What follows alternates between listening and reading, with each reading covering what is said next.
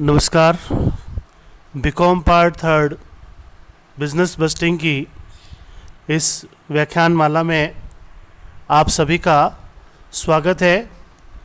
अपने classification of bursting नाम से चैप्टर चल रहा है, जिसमें फिक्स्ड और फ्लेक्सिबल बजट में फ्लेक्सिबल बजट को डिटेल में समझाया जा रहा है। आज कल से थोड़ा और आगे बढ़ते हुए और किस तरीके से प्रश्नों को हल किया जाता है फ्लेक्सिबल बजट के, उसके बारे में डिटेल जानकारी लेंगे। पिछली कक्षा में आपने फ्लेक्सिबल बजट का एक प्रारूप देखा था। आज उसी को आगे बढ़ाते हुए उसी के आधार पर एक क्वेश्चन भी सॉल्व किया था। उसी को आगे बढ़ाते हुए एक नए मेथड से उसी प्रश्न को हल करने का प्रयास करेंगे। और बुक का चित्र आपके सामने है, फिर से बता रहा हूँ मैं। क्वेश्चन पिछला जो था वह था अपने को 60% पर एक्टिविटी लेवल पर अपने को इन्फॉर्मेशन दे रखी थी, जिसमें 60% एक्टिविटी पर 600 यूनिट का उत्पादन होता था। मटेरियल 100 रुपये पर इकाई, लेबर 40 रुपये पर इकाई, एक्सपेंसेस 10 रुपये पर इकाई, फैक्ट्री एक्सपेंसेस 40,000 जिसमें से 40% फिक्स्ड है, और एडमिनिस्ट्रेटिव एक्सपेंसेस 30,000 जिसमें 60% फिक्स है। तो मैं यहीं पर बताना चाहूँगा कि फैक्ट्री एक्सपेंसेस 40,000, इसका 40% हिस्सा फिक्स्ड है। तो 40,000 का 40% माने कितना हो गया? 16,000 रुपये। और एडमिनिस्ट्रेटिव एक्सपेंसेस है 30,000, उसका 60% फिक्स है। तो 30,000 का 60% कितना हो गया? 18,000। तो 18,000 प्लस 16,000 दोनों मिलाकर 34,000 रुपये फिक्स्ड एक्सपेंसेस है। उसके अलावा सारे जो खर्चे हैं वो वेरिएबल हैं। अब आपको सूत्र विधि का इंट्रोडक्शन देते हुए इसमें बताना चाहूँगा कि इसे सूत्र विधि या अनुपात विधि भी कहते हैं।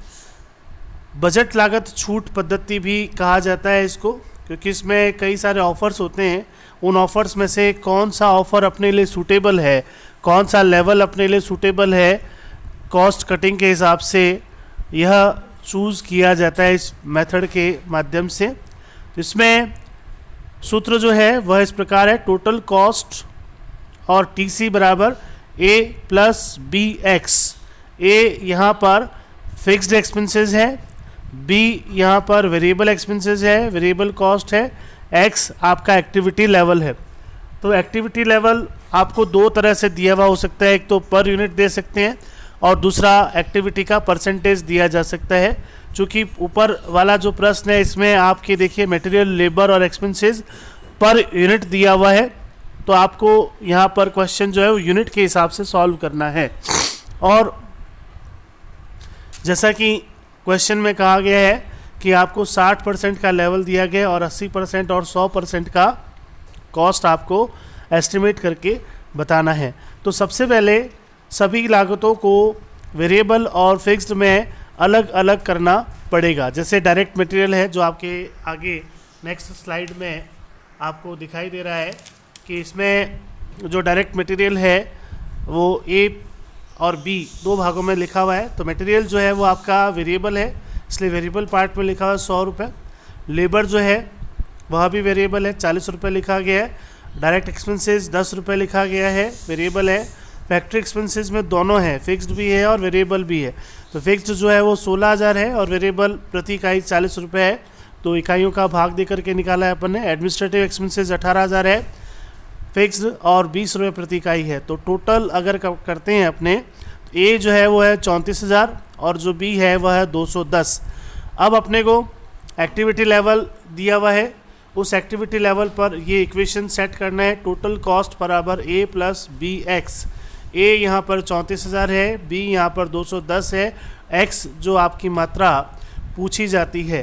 तो न केवल क्वेश्चन में बताई गई मात्रा आप निकाल सकते हैं, बल्कि कोई भी मात्रा अपने हिसाब से भी आप निकाल सकते हैं, जिस पर क्या कॉस्ट होगी आप चेक कर सकते हैं। चूँकि प्रश्न में 60%, 80% और 100% पर दिया गया है, तो अपने को 60, 80 और 100% एक्टिविटी लेवल पर इस मात्रा को कैलकुलेट करना है।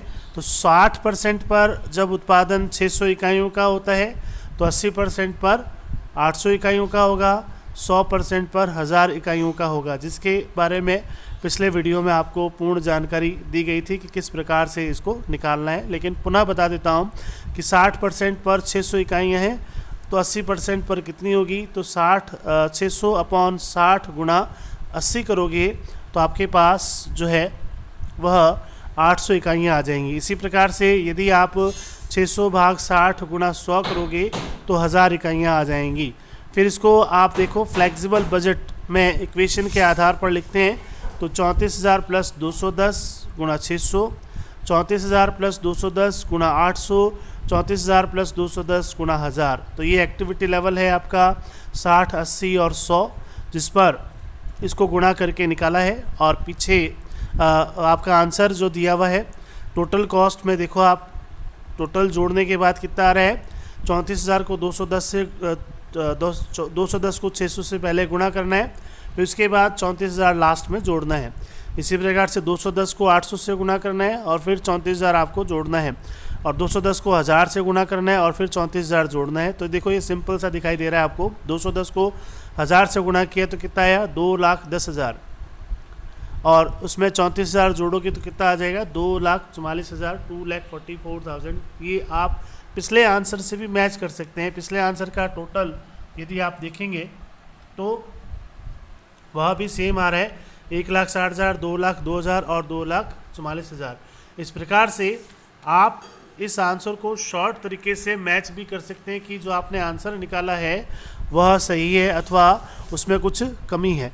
तो आप सूत्र विधि के माध्यम से भी शॉर्ट तरीके से आंसर को ज्ञात कर सकते हैं। अनुपात या सूत्र विधि बहुत ही महत्वपूर्ण विधि है, जिसमें लोचशील बजट को बनाने का, निकालने का, लागत तैयार करने का बड़ा ही सिंपल तरीका आपको मेथड दिया गया है। तो लोचशील बजट के बारे में आज अपन ने जानकारी ली है कि सूत्र विधि के माध्यम से किस प्रकार से इसको ज्ञात किया जा सकता है। इसमें एक और मेथड है रेखा चित्र विधि, वह इतना ज़्यादा इम्पॉर्टेंट नहीं है और आप जो है इसको समझ भी सकते हैं, आपकी बुक में दिया हुआ है एक्टिविटी लेवल के हिसाब से। आपने सेकेंड ईयर में भी इसको पढ़ा है कॉस्टिंग में, और उसके आधार पर इसको कैलकुलेट किया जाता है। वैसे लोचशील बजट के बारे में आमूल-चूल जानकारी आपको दी गई है, और फिर आप यदि पुस्तक लाएंगे, बुक लाएंगे तो आपको और चीज़ें जो है वो समझ में आएंगी। और इसके अलावा आगे आने वाले समय में कुछ और एग्जाम्पल्स अपने फ्लेक्सिबल बजट्स के देखेंगे, उनको किस प्रकार से सॉल्व किया गया उसकी एक एक बात को समझने का प्रयास करेंगे। तो इसमें थोड़ा सा अगर ध्यान दिया जाए तो बहुत ही सिंपल मेथड है ये लोचशील बजट, जिससे बजट तैयार करना बहुत ही आसान है और आप आसानी से बजट को तैयार कर सकते हैं। और इसके अलावा इसमें धीरे धीरे आगे बढ़ते हुए पूरा जो है वो सॉल्व करने का प्रयास करेंगे। आज के लिए इतना ही, धन्यवाद।